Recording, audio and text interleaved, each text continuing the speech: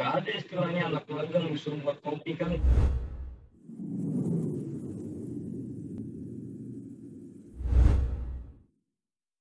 Oke, teman-teman, ketemu lagi dengan saya Istia Budi dari Media Kreasi Abadi. Hari ini kami ditemani sama Mas Gani Rasidika, teman kita yang dari Udayana. Ini luar biasa ya. Kita ingin tahu, dapat insight banyak dari beliau. Ya. Teman-teman tolong perhatikan dan tolong perhatikan insight apa yang kita dapatkan dari Mas Sika. Selamat kenal Mas Sika, sahabat. Malam Pak. Oke. Boleh ceritakan Mas Sika, kalau boleh tahu ya, Mas Sika itu dari mana sih sebenarnya? Kok bisa saat ini di Udayana? Memang asli orang Bali atau gimana? Silakan Mas Sika. Mungkin dari orang tua dulu ya Pak ya kan. Ya, boleh. Orang tua Bapak tuh dari Bandung, tapi merantau ke Bali karena sekolah perhotelan. Nah, kemudian dari ibu itu dari Palembang ke Bali karena kuliah, karena di sini ada saudara Pak. Oke. Setelah itu tahun 98 kakak saya lahir. Sejak kakak lahir berjarak kurang lebih 15 bulan itu dilanjutkan dengan saya yang lahir. Karena jarak yang berdekatan ini saya jadinya dibawa ke Bandung agar ada yang mengurus kakak saya ketika ibu saya melahirkan. Tidak lama di Bandung, setelah itu saya dibawa lagi ke Bali Pak. Jadinya saya ini lahirnya di Bandung, cuma besarnya di Bali. Oke. Jadi sama-sama B ya, Bali, Iya. Bandung gitu ya? Iya. Oke.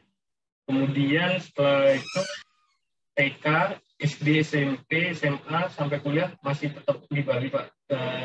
Untuk SD sendiri, saya SD di SD 236 itu terletak di Kabupaten Badung. Kemudian dilanjutkan dengan SMP. SMP ini saya lanjut di SMP Pancasila Canggu.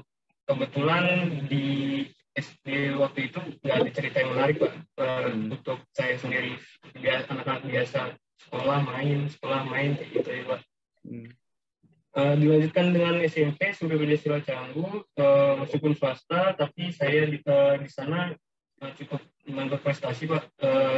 Saya di sana berturut-turut dapat juara umum terus karena ada salah satu program di SMP tersebut, jika mendapatkan juara umum kan nggak perlu bayar SPP. Jadinya hampir selama SMP itu saya nggak bayar SPP karena juara umum terus. Dilanjutkan dengan SMA. Waktu itu SMA saya nyari SMA Negeri 1 Kota Utara Pak. Cuman karena nggak dapat, jadi saya jadi SMA Negeri 2 Mengui. Nah, karena di sana karena saya kayak bukan keinginan di sana, jadinya agak-agak malas belajar gitu Pak di sana Pak. Agak down gitu ya? Iya Pak, karena pergaulan temennya juga Pak menurut saya Pak. Di sana kayak kurang gimana gitu. Sehingga di SMA ini selama kelas 1 saya masih mencoba Pak nyari ranking Pak. Cuma dapat ranking 4 ya, habis itu udah dari situ udah kayak malas belajar gitu Pak. Kayak main masuk kelas 3 baru sadar ntar ke depannya mau lanjut kemana. Setelah itu saya mendapat kabar dari guru BK bahwa ada pelatihan dari Polres Bandung waktu itu Pak, Binlat gitu, kayak pelatihan persiapan masuk tes polisi Pak waktu itu. Saya ikut mendaftar. Dari sekitar 400 siswa se-Kabupaten Bandung yang diterima waktu itu cuma 50 aja. Setelah itu saya tetap melanjutkan pelatihan di sana sambil belajar untuk persiapan SBM juga. Jadi di pelatihan di Polres itu selain saya diajari untuk pelatihan fisik dan segala macam, saya dilatih juga untuk berbahasa Inggris dan pelatihan tes PPA gitu Pak, yang logik seperti itu. Setelah itu masuk ikut tes, sudah pembukaan penerimaan Polri dibuka, saya daftar. Untuk tes psikotes saya mendapatkan nilai cukup tinggi Pak, tapi pas masuk di tes kesehatan saya gagal di bagian gigi waktu itu. Tidak patah semangat, saya lanjut ikut SBM PTN. Waktu itu saya daftar hamil satu penutupan SBM, Pak. Oke. Jadi benar-benar mendadak banget begitu. Dan waktu itu saya nggak mikir panjang gitu, kayak jurusan kayak wah ini komputer sikat aja gitu.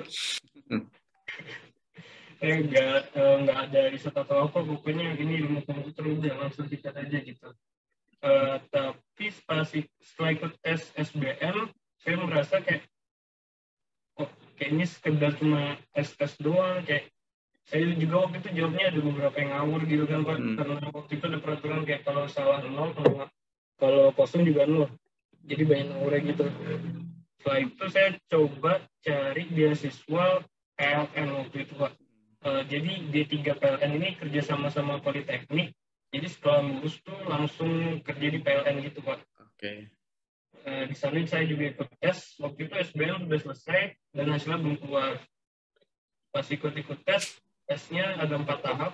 Pas di tahap ketiga itu pengumuman SBM keluar. Waktu itu alhamdulillah saya lulus Pak. Cukup senang juga, tapi kayak bukan merasa itu target saya gitu. Jadi saya masih punya target lain yang di PLN itu. Setelah itu keluarlah pengumuman dari PLN tersebut. Ternyata saya gagal di PLN tersebut. Ya, jadi satu-satunya yang saya punya di situ waktu itu kuliah di Udayana Pak. Tapi saya memang dari SMP, SMA itu main udah senang itu Pak, komputer itu. Komputer ya. Pak, hardware-nya ngerakit juga Pak waktu itu Pak, dari SMA juga. Karena kebetulan kan bapak saya dulu waktu saya SMP tuh punya toko ini servis komputer gitu Pak di daerah Denpasar. Nah jadi kan sedikit banyak saya melihat karena lingkungan juga ya Pak ya, bisa dibilang Pak. Betul. Oke. Habis itu udah masuk kuliah, karena ini kesalahan saya waktu itu nggak ada riset apa-apa soal jurusan Pak. Saya pikir kan nggak ada matematikanya gitu kan. Taunya di ilmu komputer matematika semua gitu. Aduh, ini gimana ini kan udah telanjur nyebur sini, mau ngulang juga bakal kayak merasa terlambat gitu. Dan itu udah lanjut aja waktu itu, kayak udahlah ikutin aja gitu, kayak ngalir aja gitu, kayak nggak mau nyari passionnya di mana, padahal kan ilmu komputer luas banget ilmunya. Betul. Kayak cuma dosen suruh ini ikut di kampus juga untuk ngambil mata kuliahnya udah dipaketin juga Pak, jadi kayak semester depan ini masuklah.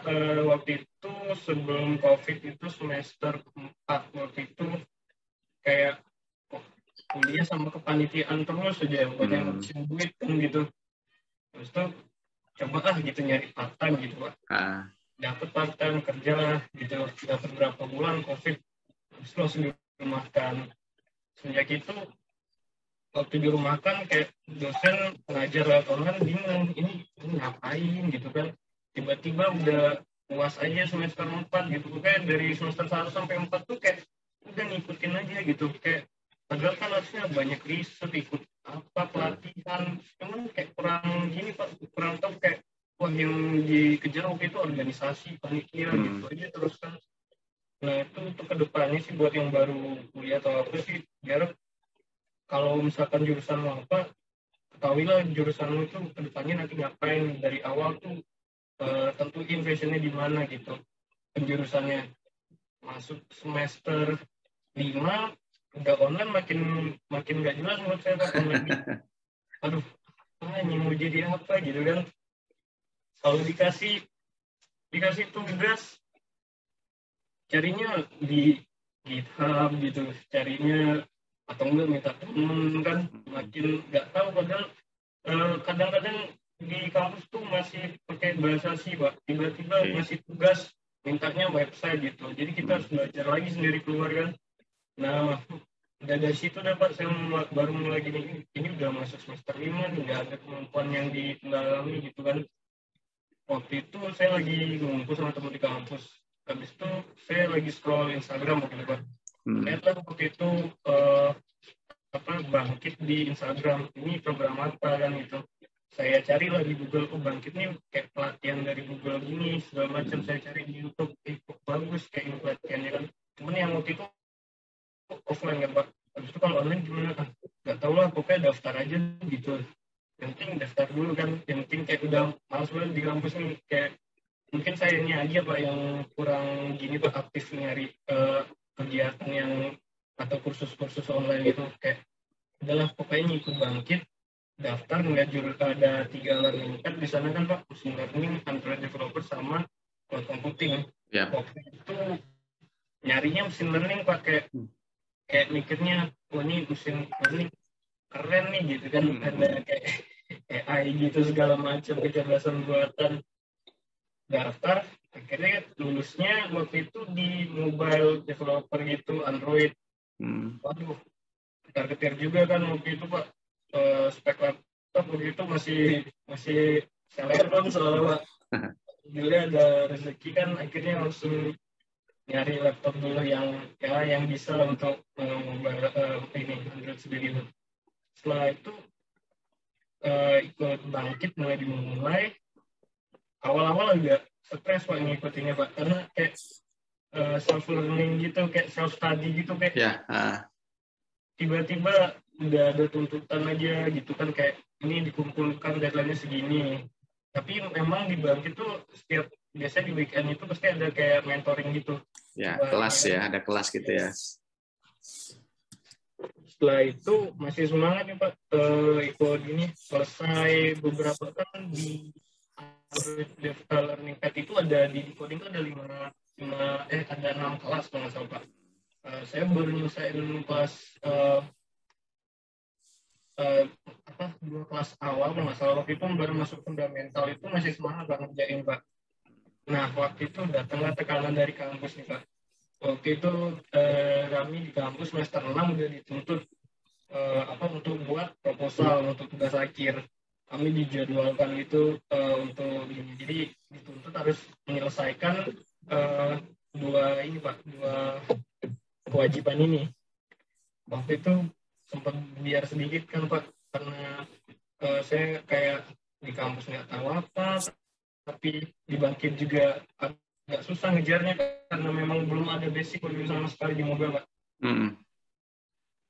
Udah kayak gitu akhirnya saya putuskan untuk mendahulukan Bangkit saya, tapi tetap saya mengerjakan proposal saya di malam hari, meskipun menurut saya kurang maksimal hasilnya kan. Setelah selesai proposal ini saya kirim, dapat revisi biasa kan Pak, revisi di Bangkit juga seperti itu Pak, dari Decoding waktu itu kayak review kan, di review langsung sama reviewer tim dari Decoding yang cukup lama kan Pak. Bayangin aja waktu itu ada 1.000 orang di learning pad Android ini, dan reviewernya nge-review tugas-tugas kita satu-satu.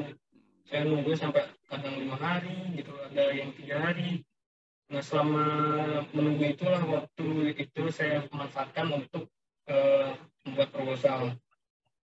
Setelah selesai di review ternyata ada errornya memang sangat kecil gitu, dikit Pak. Jadi kayak merasa kayak waduh kok ini lama sekali gitu, udah lama hasilnya error, tapi tetap masih semangat di Bangkit nih Pak. Ya, lanjut lagi, berhasil kelas satunya submissionnya nih, dalam satu kelas kan ada 2-3 submission Pak. Lanjut submission berikutnya, udah itu saya buat 2-3 hari selesai, saya kirim. Ternyata ada indikasi kalau program yang saya buat itu plagiat. Waduh, ini kayak lumayan kena tekanan mental, karena kita di-ban gitu Pak waktu itu dari Decoding, nggak bisa akses selama 3 hari kalau nggak salah.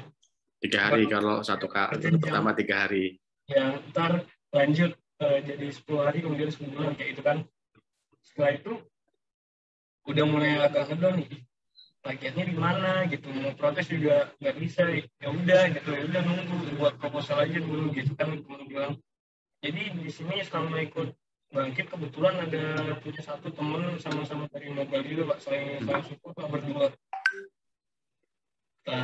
Setelah itu setelah dapat gini plagiat, kembali buka, saya submit lagi, ternyata bilang salah lagi, ada gininya kurang benar, belum begini. Jadi kayak memang di coding tuh memang reviewernya dibilang ketat, cuman ketat Pak, tapi bagus membangun Pak. Jadi dia nggak cuma bilang error, tapi dikasih tahu errornya gimana, ini sebaiknya pakai apa itu.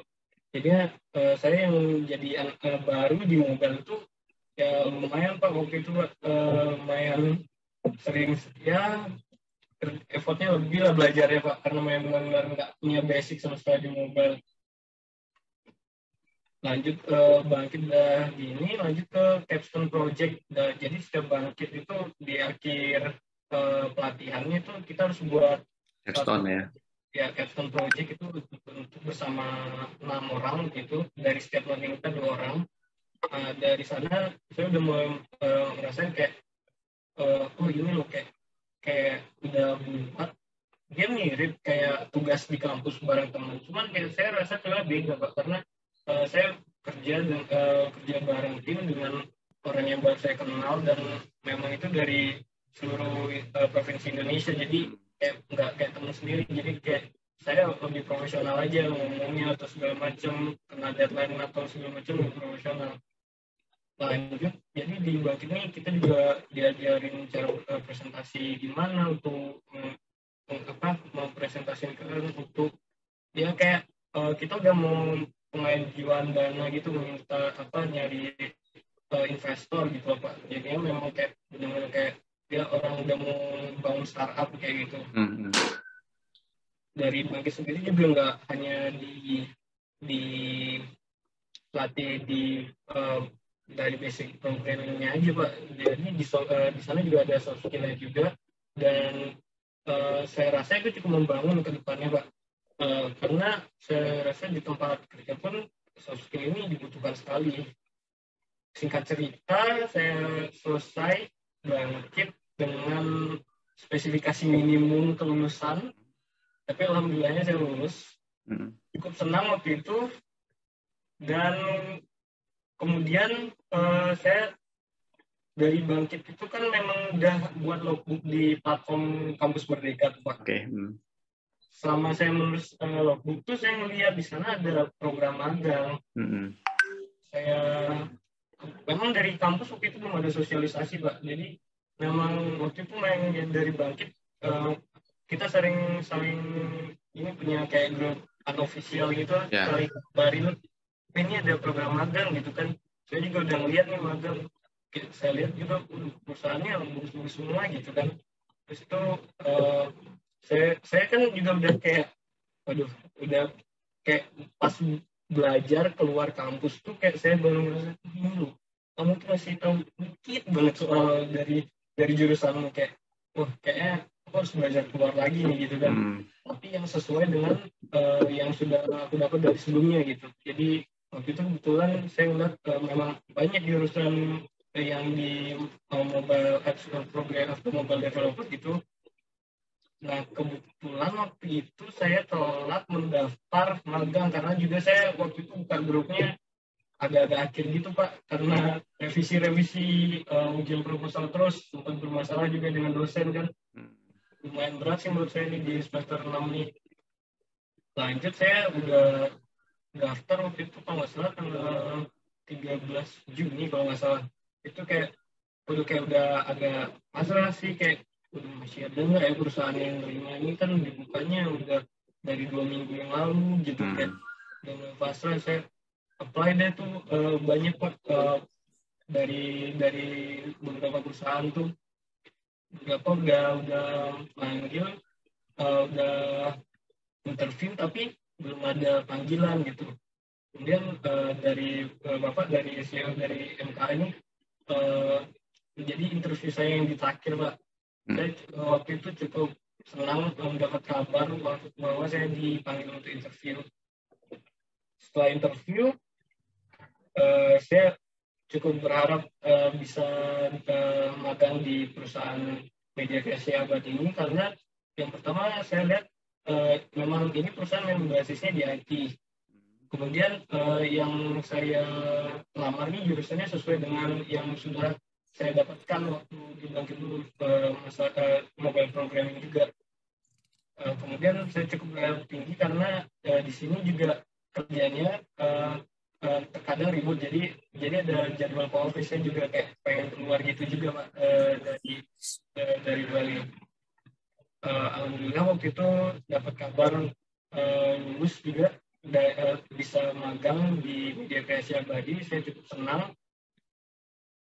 Setelah itu lanjut ke magang nih Pak ya, yang kita di tempat magang. Pertama yang saya rasakan waktu magang di sini tuh, pertama agak gugup juga pakai, karena saya baru juga di mobile, terjun ke mobile programming kayak gini atau mobile developer kayak ini.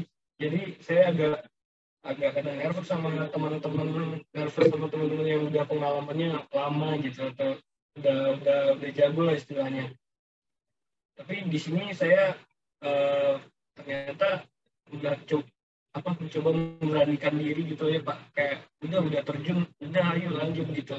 Lanjut di sini sih kuncinya sih banyak tanya sih Pak. Waktu itu saya ke teman-teman yang sudah lebih ahli di perusahaan ini. Jadi di magang di kampus Merdeka di sini tuh menurut saya memang kayak terjun ke dunia kerja, karena di magang kampus Merdeka tuh memang kita dikasih project buat ya sesuai dengan divisi yang kita ambil gitu. Jadi nggak ada istilahnya anak magang disuruh buat kopi kan. Benar-benar salah satu program yang bagus sekali menurut saya, apalagi kita ini memang benar-benar terjun dan langsung dengan suatu case kasus, dan kita disuruh buat proyeknya gitu. Jadi kalau menurut saya penting ke kampus Merdeka ini untuk kedepannya kalian harus ambil juga, karena menurut saya ini memang penting sekali. Jadi kayak kalau kalian kayak mau apply job gitu, pekerjaan ke suatu perusahaan, dilihat CV-nya mana yang satu ini punya pengalaman magang sesuai dengan yang pekerjaan yang dia cari, dan satu ini yang cuma mengandalkan organisasi atau apapun tapi tanpa pengalaman. Pasti perusahaan akan memilih yang punya pengalaman kerja sesuai dengan yang dia lamar, meskipun memang di satu sisi organisasi ini juga penting. Jadi menurut saya memang kampus Merdeka ini memang worth it sekali, mana kita juga selain seperti terjun di dunia kerja aslinya, kita juga digaji seperti memang orang kerja asli. Jadi nggak ada dibayar pakai 2M gitu, kayak makasih mas gitu, atau makasih mas apa segala macam gitu, kayak nggak ada kerja ikhlas, cuman digaji. Enaknya sih di situ, akomodasi ditanggung. Jadi memang kampus mereka ini memang menurut saya worth it sekali Pak untuk mahasiswa ke depannya untuk mengambil program tersebut. Baik Pak, itu saya Pak. Oke, keren ya. Pengalaman Mas Sika yang waktu kecil dari ya mengalami berbagai macam hal ya, bahkan sempat pindah ke Bandung, lahir di Bandung, tapi kembali lagi ke Bali karena orang tua Bapak juga memang punya job di Bali, yang mau nggak mau ke sana ya. Bahkan sempat kejadian waktu bom Bali ya, orang tua harus move ke Bandung lagi untuk melihat kondisi dan situasi ya. Jadi ini hal yang luar biasa Mas Sika alami. Yang saya tuntut tadi ya, Mas Sika waktu SD SMP sempat dan bahkan juara umum terus ya. Iya. Nah, tapi setelah itu ada mengalami SMA yang nggak sesuai dengan harapannya, sempat down ya. Iya. Nah, tapi alhamdulillah di situ bangkit ya. Meskipun dengan cara berbagai macam cara yang dialami bisa bangkit, akhirnya masuk kampus, harapannya masuk ke PLN ya. Ternyata dikasih jalannya di Udayana, di IT ya. Yang notabene nggak tahu sama sekali apa passionnya itu. Makanya teman-teman, jadi Mas Sika nyampaikan bahwa lakukan dengan passion yang kita miliki ya, biar kita memudahkan semua. Yang Mas Sika lakukan sebenarnya proses ya, ternyata dari proses akhirnya Mas Sika mencintai ya di IT yang selama ini hanya sebatas coba aja, ternyata mencintai, bahkan dapat informasi berapa program bangkit, salah satu yang digagas Google sama Decoding, sama Tokopedia dan teman-teman yang lain ya, itu satu yang sampai move ya, karena apa? 3.000 mahasiswa gitu. Saya juga salah satu fasil di situ untuk soft skill sama mobile, mungkin nggak ketemu Mas Sika ya. Tapi di situ memang bagi saya itu hal yang luar biasa, terobosan ya dari pihak Bangkit dengan kerjasama sama Google dan Google itu luar biasa. Jadi teman-teman di posisi itu, tapi nggak sampai di situ. Ternyata Mas Sika punya keinginan lain, dapat informasinya itu kelebihannya ya. Dengan ikut program yang memang berkualitas, dapat informasi baru lagi Kampus Merdeka. Yang ternyata di kampus belum diinformasikan ya bahwa ada program lagi magang Kampus Merdeka. Nah, ini Mas yang harapan kami apa yang harus dilakukan sih Mas untuk mahasiswa biar tahu bahwa banyak program yang di luar kampus itu memberi nilai yang luar biasa. Kira-kira menurut Mas Sika apa yang harus dilakukan bagi seorang mahasiswa biar tahu ada program A, program B, program C yang ini sangat bermanfaat bagi mahasiswa. Trik and triknya bagi Mas Sika biar teman-teman adik kelasnya Mas Sika tuh ini loh ada program ini, teman-teman harus tahu di mana posisinya, ini di mana cara lihatnya, gimana Mas trik and triknya? Kalau saya waktu itu kan gini Pak, mahasiswa kayaknya saya lihat juga sebelum ada Kampus Merdeka nih kayak sosial media dari Kemendikbud atau tempat-tempat belajar online lainnya tuh cukup sepi followersnya gitu Pak. Yang saya rasakan waktu itu ketika saya follow satu akun media sosial dari pemerintahan tuh saya biasanya dapat informasi gitu Pak. Jadi kayak menurut saya kalau kan sekarang zaman pandemi ini Pak, apa semua serba online gitu, dan mahasiswa juga sebenarnya cuma scroll media sosial aja kan. Coba aja di follow dulu akun-akun dari kayak Kemendikbud, Kampus Merdeka, Merdeka Belajar dan teman-teman lainnya itu dari sana biasanya mendapatkan info gitu Pak untuk kedepannya untuk apa program magang atau kampus mereka nggak hanya magang kan Pak, kampus belajar segala macam, dan memang yang saya rasakan waktu itu memang kedua program ini semua tuh datang dari media sosial semua Pak waktu itu. Kampus ada ngasih sosialisasi, tapi memang agak lama biasanya Pak. Biasanya udah mulai gitu baru mereka sosialisasi. Mungkin terkait informasi di kampus kan kadang ada yang cepat, ada yang kurang.